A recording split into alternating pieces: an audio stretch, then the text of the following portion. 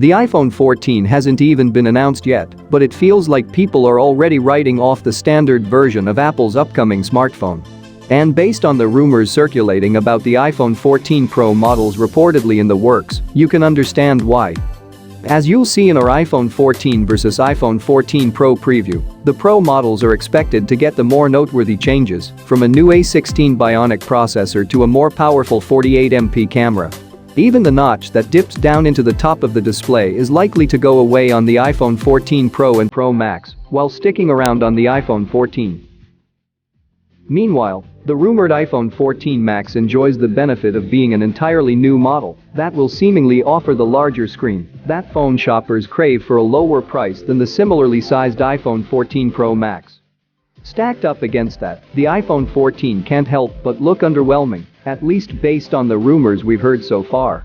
But with roughly a month to go before the rumored iPhone 14 release date, I think it'd be unwise to dismiss this phone sight unseen. Apple has a way of surprising us, even with devices that are simple iterations on their predecessors. Even if the iPhone 14 that winds up shipping in September matches the one that rumors are currently describing, I predict people will be more than satisfied with this 6.1-inch handset.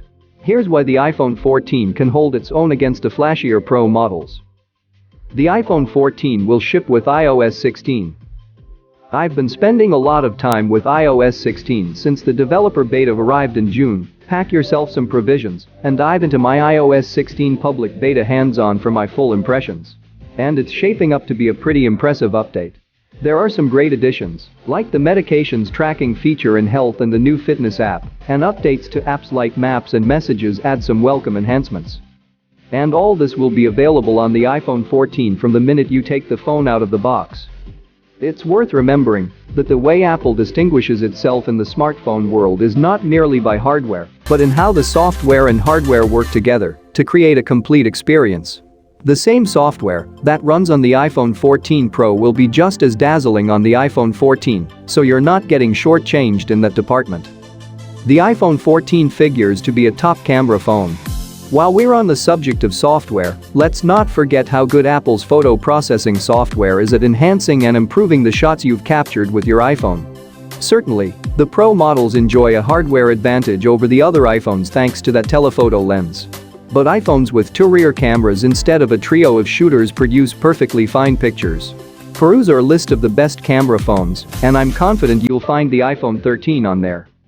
The A15 processor is not exactly a slowpoke. One of the biggest arguments in favor of the iPhone 14 Pro over the iPhone 14 centers around the rumor that the former phone will benefit from a new A16 Bionic chipset, while the latter will have to make do with the A15 that powers Apple's current phones. There's no dismissing that advantage a new Apple processor is a sure bet to outperform an old one.